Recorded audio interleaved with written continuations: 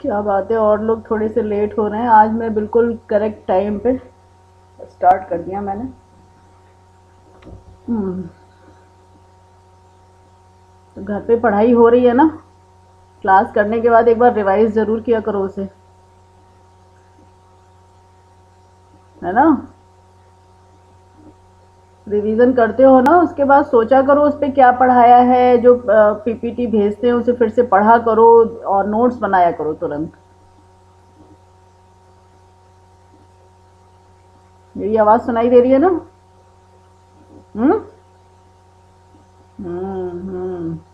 तो मैं ये कह रही हूँ कि जो भी बताया जाए उसे पढ़ा ज़रूर करिए बाद में। ये नहीं कि बस सुन लिया भूल जाओगे। हमें 23 साल पढ़ाते हुए हो गया, फिर भी पढ़ाने से पहले आप लोगों को हमें पढ़ना पड़ता है शाम को, समझ लो। 23 साल पढ़ाते हुए हो गए, अपना एग्ज़ाम भी दे लिया 5 साल तक, फिर भी हम पढ़ते हैं। इसलिए आप लोग इसे कथा की तरह सुनिएगा मत। तो बुक हो तो बुक पढ़ो, नहीं तो जो पीपीटी भेजा उसे फिर से पढ़ा करो और उसको अपने शब्दों में लिखा करो। क्या करें, अब कोई आएगा नहीं क्या? शुरू कर दें या देख लें 2-3 मिनट? हम्म। किसी का अभी कोई मैसेज भी नहीं आया।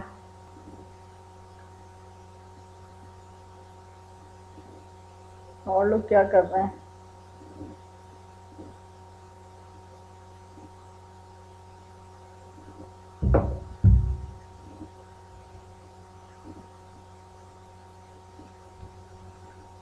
हम्म।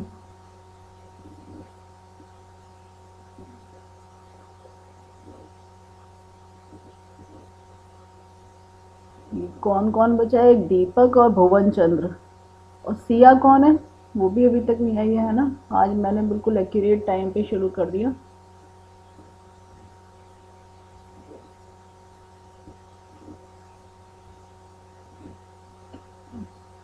तो फिर स्टार्ट करते हैं, क्यों? है ना मोहित मिश्रा? स्टार्ट करें क्लास?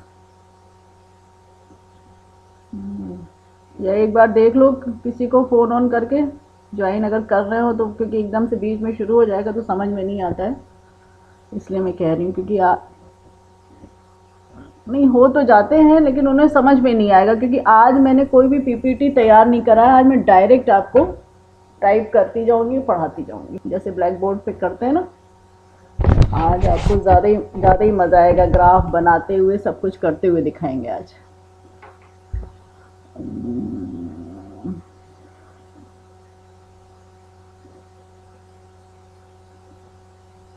इसको भी खोल अपना पहले वाला है।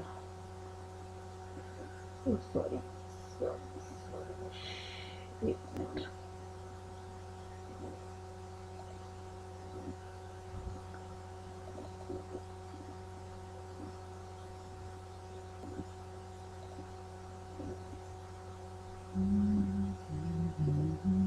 चलो भैया शुरू ही करते हैं, ऐसे तो बहुत देर हो जाएगी।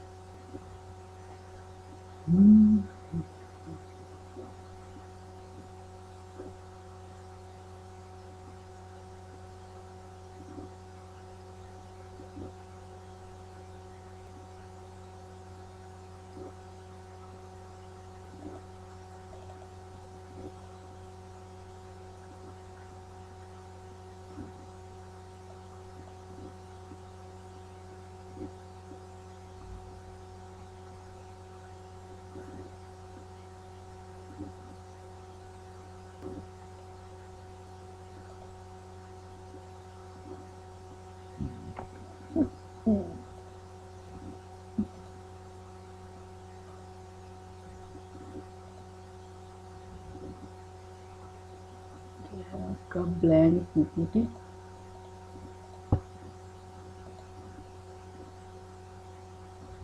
मैं आज बिल्कुल स्टार्टिंग से करती हूँ, है ना?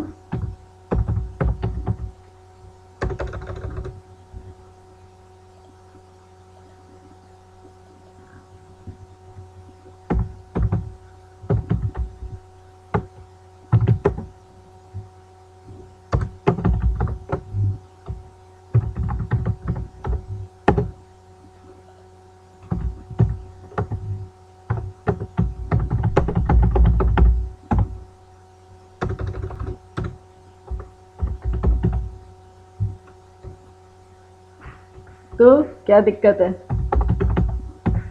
कोई दिक्कत है क्या? नहीं? अच्छा तो चलो फिर ठीक है, हम फिर वो शॉर्टकट वाली चलते हैं। हमारे पास दोनों ही है। हमने तो सोचा आज तुम लोग को कुछ सिखा भी देंगे इसी बहाने। चलो फिर ठीक है, कुछ तैयारी है हमारी। ठीक है, यहाँ से करते हैं।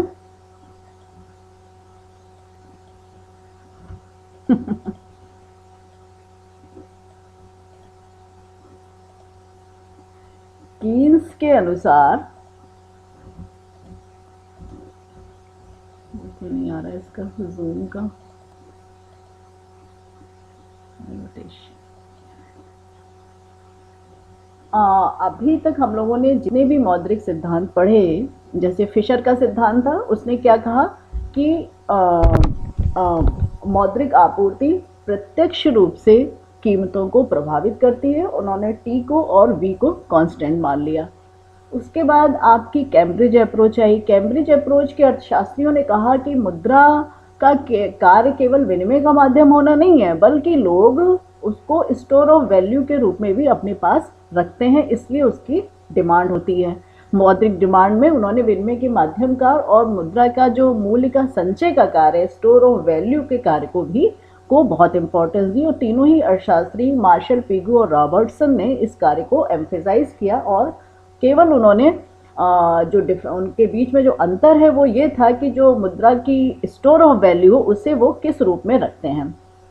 किसी ने कहा कि वो केवल कैश बैलेंस रखते हैं, किसी ने कहा वो कैश बैलेंस में और बैंक नोट्स के रूप में रखते हैं, और कैश बैलेंस के रूप में उन्होंने पिगू ने कॉइन्स को और टोकन मनी को भी शामिल किया था। तो ये था अब तक का जो पिछला पाठ्यक्रम।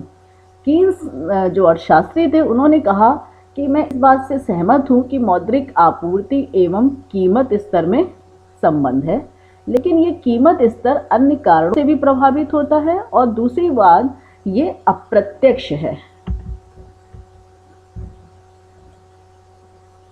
कि ये संबंध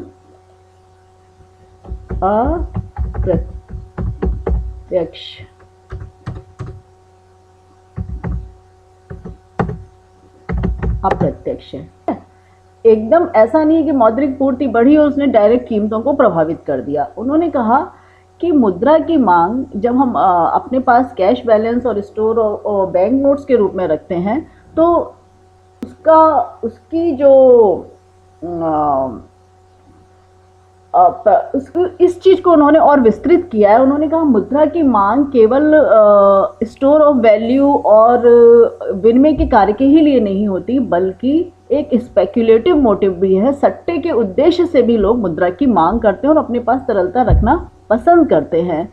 अब उन्होंने कहा कि ये जो भी मुद्रा का स्टोर ऑफ वैल्यू है और विनिमय का माध्यमकार है, ये चीजें आय के स्तर पर तो निर्भर करती ही है, साथ साथ चूंकि हम बचत की बात यहाँ पर करते हैं, तो बचत और उसी का दूसरा रूप निवेश, ये दोनों चूंकि हमारे ब्याज की दर पर निर्भर करते हैं, इसलिए मौद्रिक आपूर्ति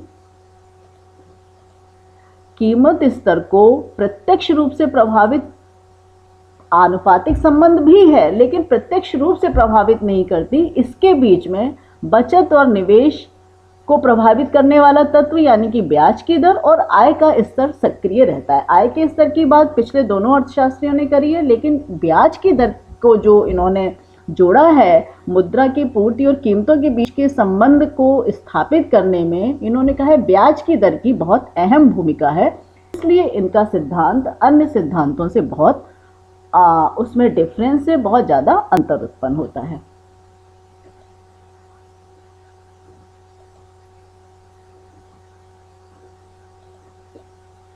इन्होंने कहा कि मुद्रा की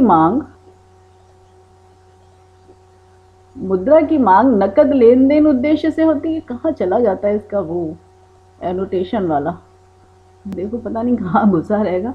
नकद लेन देन के लिए होती है यानी कि विनिमय का माध्यम, स्टोर ऑफ वैल्यू यानी कि आकस्मिक आवश्यकताओं की पूर्ति, क्योंकि भविष्य सबका अनिश्चित है।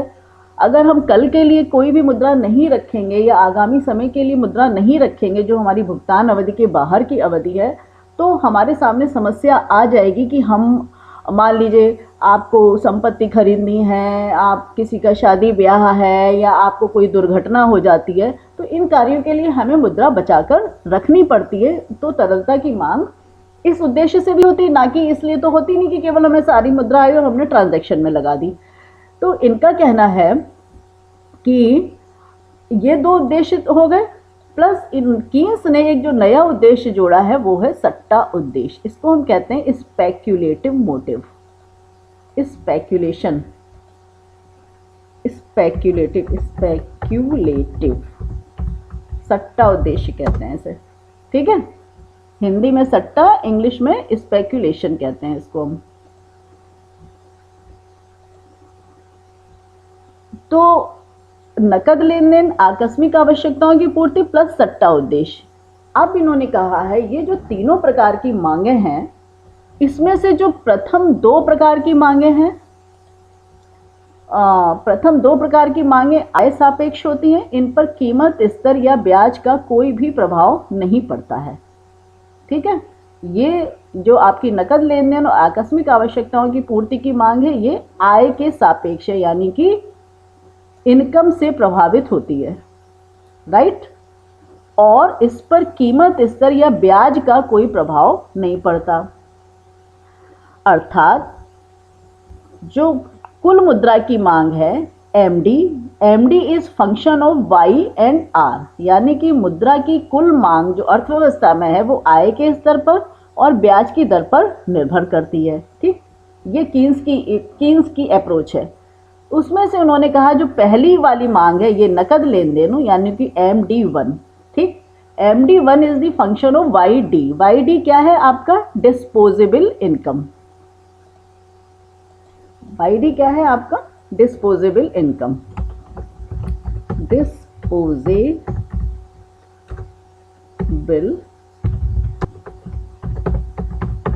इनकम। क्लियर?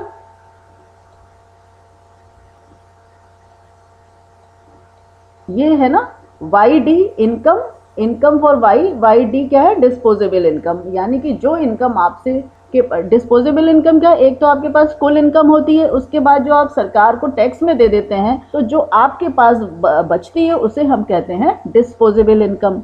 जो लोग टैक्स नहीं देते हैं, कुछ लोगों को, गरीब लोगों को सब्सिडी दी जाती है, कुछ चीज़ों के माध्यम से उनको एडिशनल दे दिया जाता है, तो उनकी में वो ऐड हो जाएगी। ठीक है, जितना उनको पेमेंट हुआ प्लस सब्सिडी। तो डिस्पोजेबल इनकम क्या होती है? Y minus T plus S। तो इस पर नहीं जाना है, हमको डिस्पोजेबल इनकम याद रखना है बस। ठीक है, अब सेकंड डिमांड को भी इन्होंने कहा है, सेकंड डिमांड भी आपकी जो ये आकस्मिक आवश्यकताओं की पूर्ति है, ये भी किस पर डिपेंड करती है? आय पर, YD डिस्पोजेबल इनकम पर। तो दो मांगे उन्होंने कहा है आय पर निर्भर करती हैं। और जो थर्ड मांग है MD3, ये क्या है? Function of R। इसको इन्होंने कहा है, ये MD3 को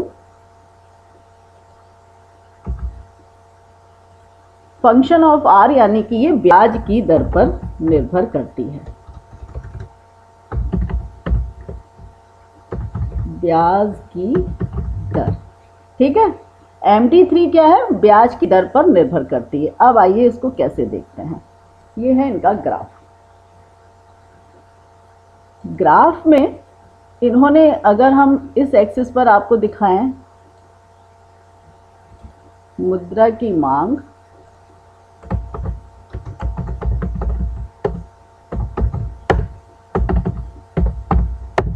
मुद्रा की मांग, ठीक है, डिमांड फॉर मनी, और इस एक्सिस पर है आपका ब्याज की दर, वर्टिकल एक्सिस पे है आपका ब्याज की दर।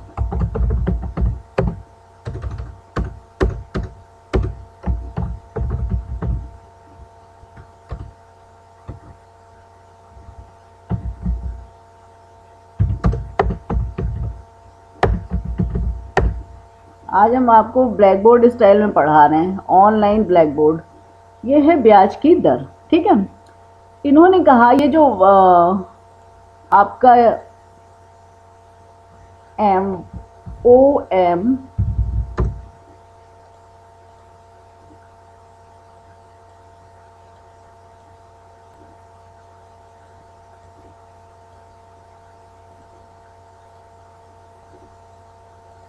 ये है मूल बिंदु, है ना। इस मूल बिंदु को आप ओ भी कह सकते हैं। तो ओ एम मात्रा में ये जो मुद्रा है ये क्या है आपकी MD1।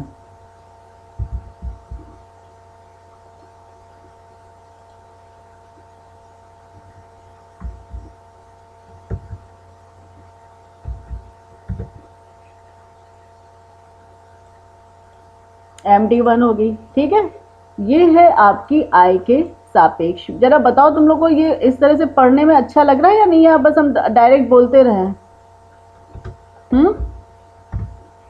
ये हाँ, ये मेथड तो आपको ये बता रहा है कि कैसे आप ग्राफ बनाएंगे, क्या करेंगे। हम इसलिए आपको जो पूरा एग्जामिनेशन स्टाइल में पढ़ा रहे हैं, जैसे आपको लिखना होता है ना।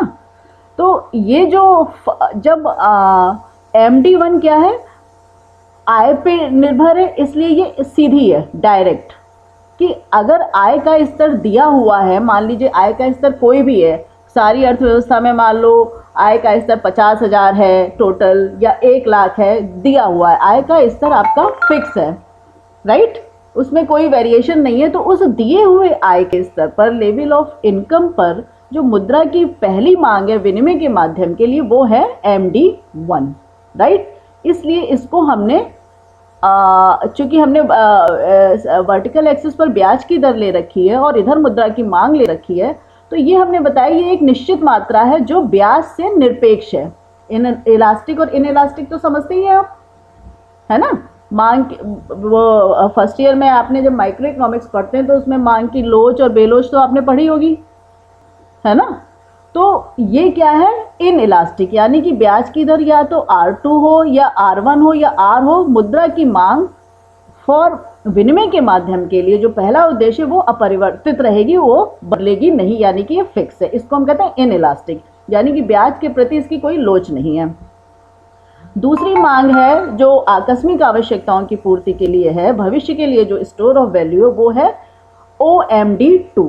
वो ये कितनी है, MD1 से लेकर MD2 तक की ये जो डिमांड है ये आपकी है आकस्मिक आवश्यकताओं की पूर्ति के लिए या सेकंड उद्देश्य से, राइट। ये भी इन्होंने कहा आय निरपेक्ष, इसलिए इसको भी स्ट्रेट लाइन से दिखाया और ये ब्याज के प्रति लोचदार नहीं है। तो कुल मांग अभी तक कितनी हुई, OMD2, जिसमें से OMD1 प्रथम विनिमय कार्य के लिए है, MD1 से MD2 है आपकी आकस्मिक आवश्यकताओं की पूर्ति के लिए। इसके बाद जो तीसरे प्रकार की डिमांड है, उन्होंने कहा उसका कर्व आपका इस तरह से जाएगा, डाउनवर्ड स्लोपिंग, राइट। ये इस स्लोपिंग का अर्थ है कि ये जो तीसरी प्रकार की डिमांड है आपकी MD3, ये है ब्याज के सापेक्ष।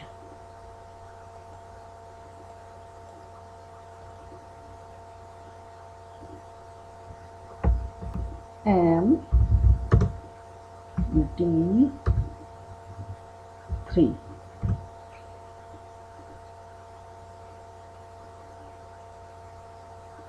ये है ब्याज के प्रति सापेक्ष। इसको हम कहते हैं सट्टे के लिए की गई मांग, स्पेक्युलेटिव डिमांड।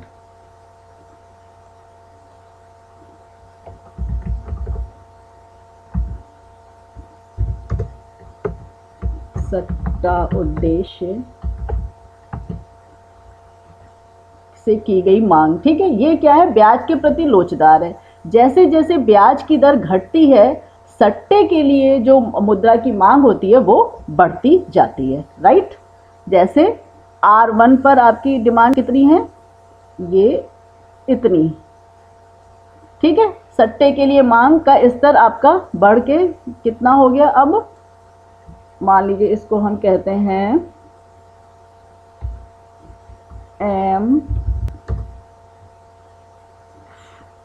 M3,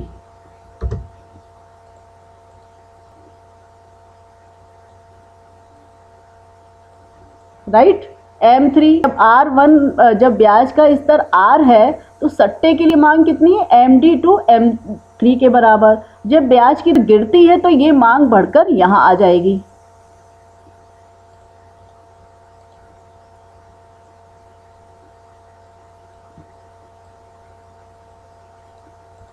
correct. ये मांग आपकी बढ़कर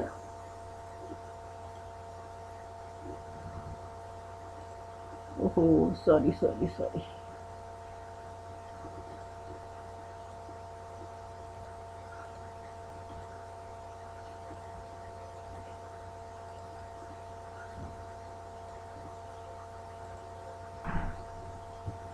M31 करते हैं इसे, क्योंकि ये सट्टा उद्देश्य के लिए चल रही है, इसी का हम वो दिखा रहे हैं।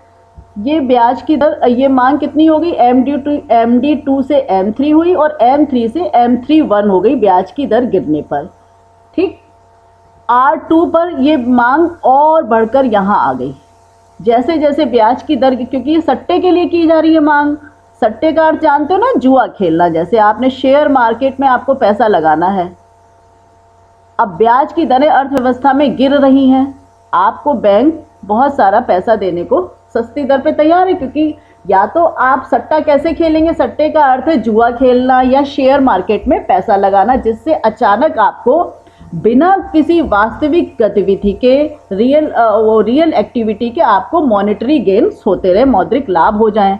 ठीक है, तो जब बैंक आपको रेट ऑफ इंटरेस्ट लो करते रहते हैं तो आपको क्या होता है, आपको सस्ती दर पे पैसा मिल रहा है, आप उसे शेयर मार्केट में लगा देते हैं, यानी कि आप उससे बॉन्ड खरीदते हैं। और बॉन्ड क्या करते हैं, वो उनकी जो इंडस्ट्रीज बहुत अच्छी चल रही होती है उनको प्रॉफिट होता है और वो उससे आपको उस पर लाभांशों का भुगतान करते हैं। वो लाभांश जो है, जो बैंक का रेट ऑफ इंटरेस्ट है उससे बहुत ज़्यादा होते हैं, तो आपको टोटल गेन होता है। इसलिए आप इसको सट्टे के उद्देश्य से आप बैंकों से पैसा लेते हैं और उसे शेयर मार्केट में इन्वेस्ट करते हैं, राइट। तो ये जो डिमांड है, चूंकि स्पेकुलेटिव है ना, स्पेकुलेशन का अर्थ क्या होता है, अवसर का लाभ उठाना।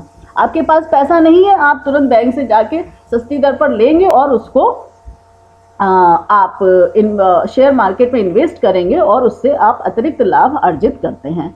ये जो सट्टा उद्देश्य के लिए की गई मांग है, अब बैंक एक सीमा तक जो ब्याज की दरों का जो गिरने का स्तर होता है, ये कहा गया है कि एक सीमा तक ही ब्याज की दरें गिरेंगी, ब्याज की दर उससे ज़्यादा नहीं गिर सकती है। ठीक है ना, हर चीज़ की एक मिनिमम लिमिट होती है।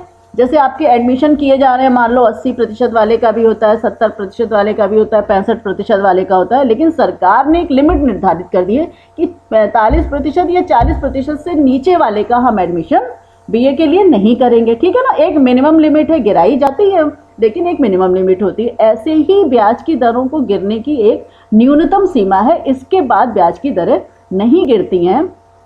और अर्थव्यवस्था में यदि इसके बाद जितनी भी मुद्रा है इस पर वो, इसके बाद अर्थव्यवस्था कहते हैं कि लिक्विडिटी ट्रैप में फंस जाती है। इस ब्याज दर पर बैंक जितनी भी मुद्रा ऑफर करते हैं वो सारी की सारी जनता के द्वारा होल्ड कर ली जाती है, करेक्ट।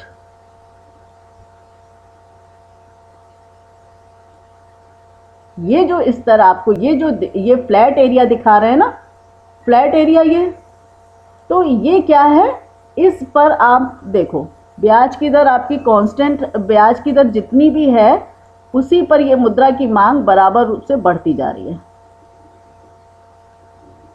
मुद्रा की मांग बढ़ने का मतलब वो कांस्टेंट है और इस पर ब्याज की दर नहीं भी गिर रही है तो भी इस पर जितनी भी मुद्रा बैंक लोग दे रहे हैं उसको लोग अपने पास लिक्विडिटी को, ब्याज की दरें गिरेंगी नहीं और तरलता की मांग इस पर बढ़ती चली जाएगी। ठीक है, जैसे आप परफेक्ट कंपटीशन में देखते हो ना, एक दी हुई कीमत रेखा पर उसकी एक दी हुई कीमत पर वस्तुओं की बेची जाने वाली मात्रा बढ़ती जाती है, यानी कि वो परफेक्टली इलास्टिक हो जाता है कि कीमत दी हुई है उस पर आप चाहे जितनी मांग वस्तु की करो या कम करो। इसी तरह से R2 जो है वो एक मिनिमम ब्याज का स्तर है, इस पर आकर अर्थ, इसको हम कहते हैं तरलता जाल, क्योंकि बैंक रेट ऑफ इंटरेस्ट को इसीलिए कम कर रहा था कि आप मुद्रा को लें और इन्वेस्ट करें, वो जो वास्तविक गतिविधियां उत्पादन का कार्य करें और उसको बढ़ाएं।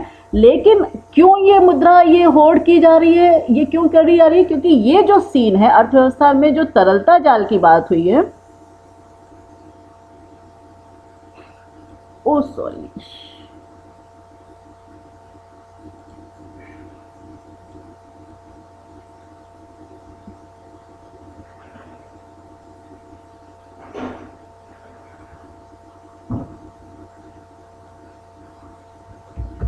तरलता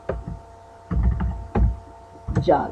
ठीक है, तरलता जाल का अर्थ है कि इस रेट ऑफ इंटरेस्ट पे जितनी भी मुद्रा है, लोगों की तरलता की मांग असीमित हो गई है और जितनी भी लिक्विडिटी है लोगों ने अपने पास होल्ड करके रखना शुरू कर दिया है और इस सारी लिक्विडिटी को वो क्या कर रहे हैं, शेयर मार्केट में लगा रहे हैं। सरकार क्या करती है, रेट ऑफ इंटरेस्ट इसलिए कम करती है कि उससे आप उत्पादन कार्य करें, नई नई इंडस्ट्री लगाएं, फैक्ट्री लगाएं, यातायात के साधनों का विकास करें, जो लोग उधार ले रहे हैं वो उसको निवेश करें जिससे आर्थिक गतिविधियां बढ़ें। लेकिन हो क्या रहा है, ये जो मॉडल है ये पूरा आपका ये बना है, एक मिनट, इसका वो कहाँ चला जाता है जूम वाला जो एनोटेशन में मुझे ढूंढना है। तो ये जो पूरा का पूरा आपका ये ग्राफ है ये बेसिकली मंदी की अवस्था में बनाया गया है, डिप्रेशन, जिस समय अर्थव्यवस्था में मंदी की अवस्था थी। ठीक है ना, बूम और वो तो समझते हो ना, बूम जब अर्थव्यवस्था में, ये जो मॉडल है पूरा मंदी की अवस्था का है, डिप्रेशन, इकोनॉमी में भयंकर डिप्रेशन है। डिप्रेशन का अर्थ है मंदी, यानी कि निवेशकों के सामने किसी भी प्रकार का कोई भी इंसेंटिव टू इन्वेस्ट नहीं है, उनके पास निवेश करने के लिए कोई प्रेरणा नहीं है। अब ये डिप्रेशन क्यों आता है, या तो आपने पहले से ही बहुत ज़्यादा ओवर प्रोडक्शन कर लिया है, वो बिक ही नहीं रहा है, माल पड़ा हुआ है, ठीक, या मान लीजिए अचानक देश में युद्ध की स्थितियां व्यापक हो जाएं, आपको पता ही नहीं है भैया कहाँ बमबारी हो जाएगी, क्या हो जाएगी, है जैसे कर्फ्यू लग जाते हैं तो लोग घर से नहीं निकलते, ऐसे युद्ध क्या होते हैं कई कई सालों तक चलते हैं और लोगों में बहुत डिप्रेशन आ जाता है कि पता नहीं हम ये कार्य करेंगे, कल होगा या नहीं होगा, तो लोग घर से बाहर ही नहीं निकलते और कोई भी आर्थिक गतिविधियां बंद हो जाती हैं। और ये सब पैसा जो लगता है, जो सैलरीड क्लास है, या तो वो कर रहा होता है या जिनके पास अपनी प्रीवियस सेविंग्स होती हैं वो इसको इन्वेस्ट कर रहे होते हैं। लेकिन कहाँ इन्वेस्ट करते हैं, केवल वित्तीय लेन देन में। उन्होंने कंप्यूटर पे बैठा अपना पैसा लगाया शेयर मार्केट में, कल को प्राइस बढ़ा या जो भी हुआ, उन्होंने, अब प्राइसेस क्यों बढ़ते हैं, अब ये सारी मुद्रा लेके लोग जब बॉन्ड मार्केट में आते हैं, शेयर मार्केट में आते हैं, तो शेयर के प्राइसेस, अब उसकी जब डिमांड बढ़ेगी तो शेयर के प्राइसेस ऊँचे होने लगते हैं। जब शेयर के प्राइसेस ऊंचे होते हैं उस समय रेट ऑफ इंटरेस्ट लो होता है। ठीक है, तो ये कहा जाता है कि शेयर, जब रेट ऑफ इंटरेस्ट कम होगा शेयर प्राइसेस हाई होंगे। अब जो शेयर के प्राइसेस हाई हैं तो जो इंडस्ट्रियलिस्ट हैं, इसका मतलब है कि उनके पास मुद्रा जा रही है, लेकिन वो भी केवल अपने पास पैसा, जनता से लेकर पैसा उनके पास पहुंच जाता है, वो भी निवेश क्रिया को नहीं कर रहे हैं क्योंकि इकोनॉमी में डिप्रेशन का माहौल है। तो रेट ऑफ इंटरेस्ट लो होने पर, बॉन्ड प्राइसेस हाई होने पर भी कोई आर्थिक गतिविधि, निवेश कार्य या उत्पादन कार्य नहीं हो रहा होता है और लोगों की छटनी हो रही होती है और बेरोजगारी का स्तर हाई होता है। इसको हम कहते हैं तरलता जाल की स्थिति। क्लियर? ये चीज आपसे हम पूछेंगे जब भी आपका वो, तो ये था आपका ग्राफ, स्पेकुलेटिव मोटिव वगैरह, मैंने आपको ये सारी चीजें बता दी। तो आप इस चीज को समझिए कि वित्तीय गतिविधियां और आर्थिक जो वास्तविक गतिविधियां हैं, ये दो प्रकार की आपकी गतिविधियां होती हैं, वित्तीय एवं वास्तविक।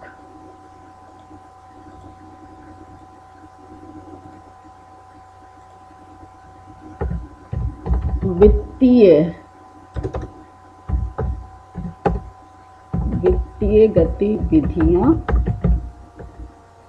चरम सीमा पर हैं इस समय, चरम सीमा पर हैं, और वास्तविक गतिविधियां यथा उत्पादन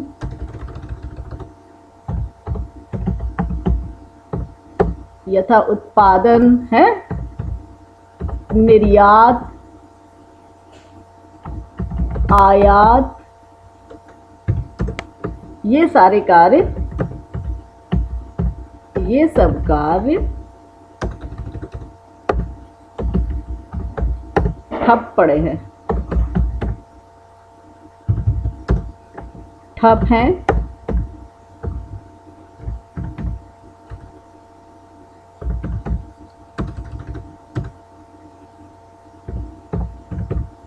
क्योंकि मंदी की अवस्था है,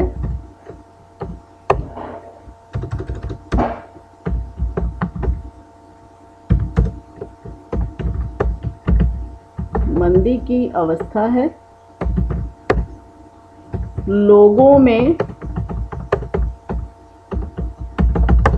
निराशा है, लोगों में निराशा का वातावरण है। ठीक है, आगे बात। क्योंकि सारे कार्य ठप हैं, मंदी की अवस्था है, निराशा का वातावरण है, इसलिए कोई भी इकोनॉमिक एक्टिविटी नहीं हो रही है, बल्कि क्या हो रहा है अर्थव्यवस्था में, केवल वित्तीय कार्य हैं, रेट ऑफ इंटरेस्ट लो है और बॉन्ड प्राइसेस हाई हैं। रेट ऑफ इंटरेस्ट लो है और बॉन्ड के प्राइसेस हाई हैं, चरम सीमा।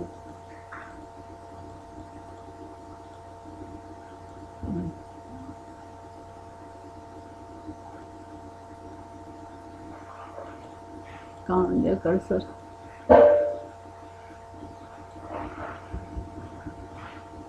इस समय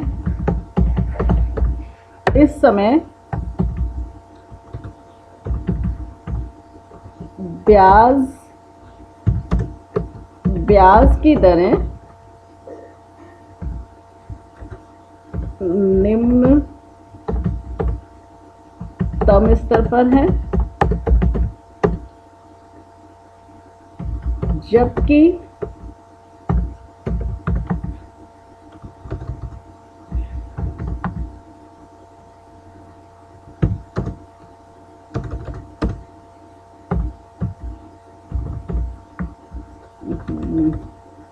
बॉन्ड शब्द इसमें आ ही नहीं रहे, बॉन्ड फिलहाल ऐसे ही देते हैं। बॉन्ड की कीमतें उच्चतम स्तर पर हैं।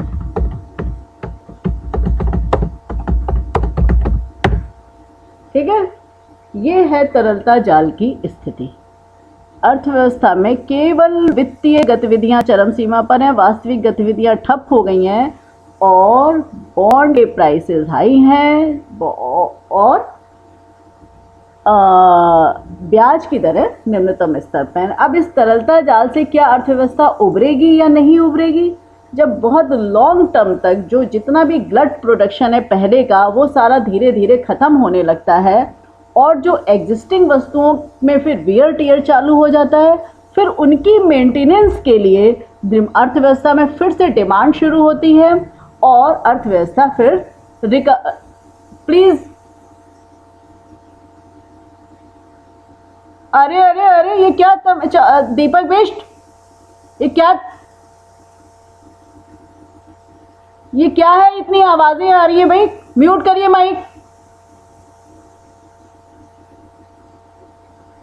दीपक बिष्ट, ये कौन है? ये हिमांशी, प्रियांशी, ये कहां से आवाजें आ रही हैं?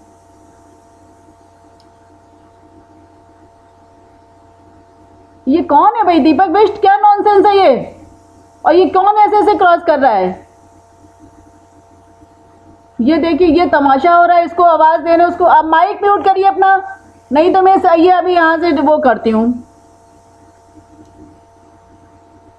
कोई, अरे ये कौन है भाई? सरिता जोशी कोई आपके आसपास है क्या? कहां से इतनी आवाज आ रही है? ये देखो,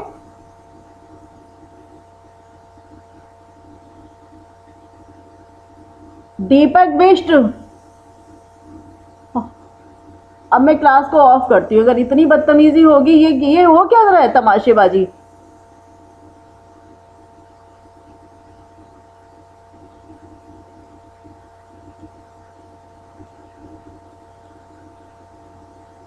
ओ माय गॉड, इतनी न्यूसेंस क्रिएट की जा रही है।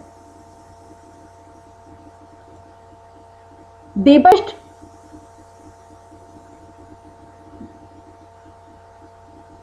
मतलब ये क्लास कर रहे हो या तमाशेबाजी हो रही है यहाँ पे? ये कैसे ये हो रहा है? ये आज के बाद जिसका भी माइक इस तरह से अनम्यूट हुआ ना, मैं क्लास से बाहर कर दूंगी और गूगल क्लासरूम में भी आपको वो निकाल दूंगी, वहां से भी आपको कोई मैटर नहीं मिलेगा। इतना सुन लीजिए, एकदम माइक अनम्यूट करके शोर 4-5 लोगों को इकट्ठा करके आवाज आ रही, क्लास हो रही है ये।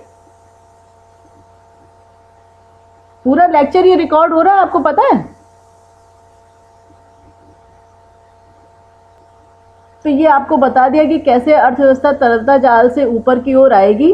धीरे धीरे सारा आपका जो एक्स्ट्रा ग्लट प्रोडक्शन था वो धीरे धीरे इकोनॉमी में ख़त्म होने लगता है। जो चीज़ें एग्जिस्टिंग होती हैं, जो फिक्स कैपिटल है, उसमें जब ह्रास की अवस्था आने लगती है, फिर उसको रिपेयर करने के लिए अर्थव्यवस्था में फिर से मांग शुरू होती है, मांग होती है, फिर आर्थिक गतिविधियाँ शुरू होती हैं और इकोनॉमी रिकवरी की ओर बढ़ती है। तो ये था आज का लेक्चर कि कीन्स ने कहा कि किस प्रकार से मुद्रा की मांग इन चीज़ों पर निर्भर करती है और फिर वो मुद्रा की प्राइसेस और मुद्रा के बीच में संबंध होता है। अगर ये है मुद्रा की मांग इतनी हो गई, मान लीजिए ये है M3 तक, अब अगर आपकी मुद्रा की पूर्ति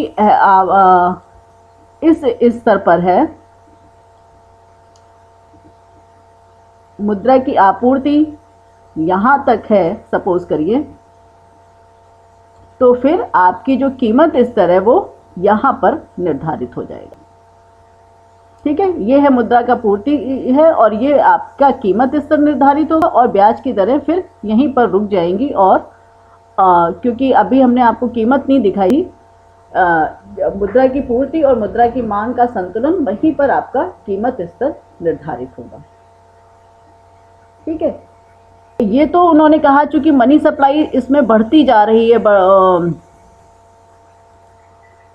मुद्रा की मांग के रीजन दिखाए कि मुद्रा की सप्लाई कैसे बढ़ रही है। जैसे रेट ऑफ इंटरेस्ट आप लोअर कर रहे हैं तो विद इन दैट उसमें मुद्रा की मांग आपकी बढ़ गई और तरलता जाल की स्थिति आ जाती है।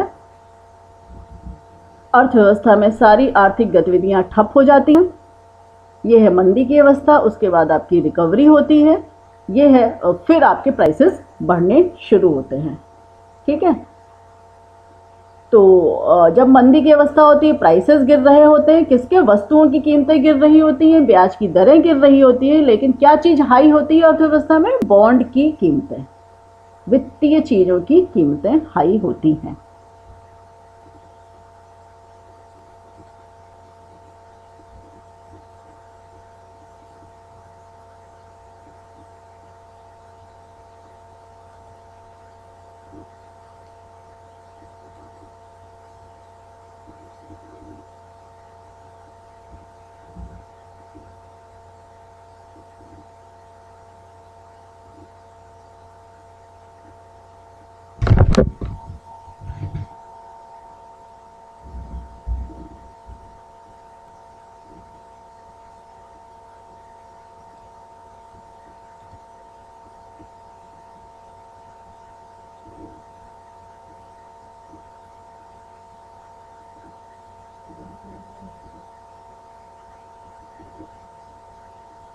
ये भुवनचंद, ये इस समय इतना जो शोर था आपके ही माइक से आ रहा था, आपने माइक को ऑन कर रखा था। अभी बीच में क्लास इतनी बुरी तरह से डिस्टर्ब हुई कि आप पूरा ग्रुप लेकर खड़े हुए हैं क्या? ये तो तुम बाहर थे, किसी के माइक से इतनी ज्यादा स्टूडेंट्स की आवाज आ रही है हमें यार, और ये यार वो करके इस तरह से आप लोग क्लासेस करेंगे? अब हम तो आप हैं, तो या तो फिर दीपक या मोहित ने, दो में से, ये तीन में से किसी ने ये कर रखा था। मुझे आज बहुत ज़्यादा नाराज़गी है। आज आपका बिल्कुल हम लाइव लेक्चर ले रहे थे कि पूरा रिकॉर्डिंग करके कहीं भेजेंगे, तो आपने ये डिस्टरबेंस आज शुरू कर।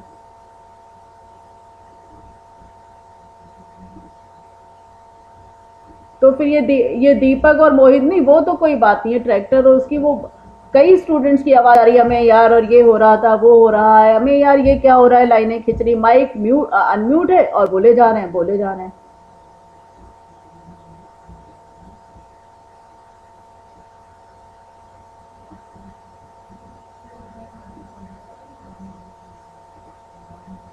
ठीक है फिर, अब आज की क्लास तो ख़त्म हो ही गई है ना।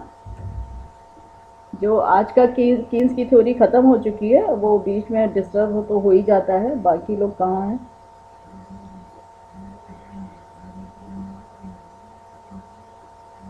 ये मार्शी मेरियो करके जिसका आ रहा है, ये को भुवन चंद तुम्हारा ही है?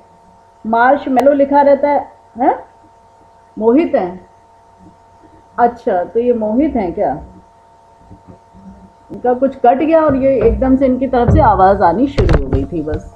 ठीक है, वो इंटेंशनली नहीं कर रहे होंगे लेकिन आई। तो आज फिर एंड करते हैं क्लास को, है ना। कीन्स की थ्योरी आपकी ख़त्म हो गई है। अब कल हम बैंक्स के बारे में बात करेंगे बस। ठीक है, ओके, थैंक यू।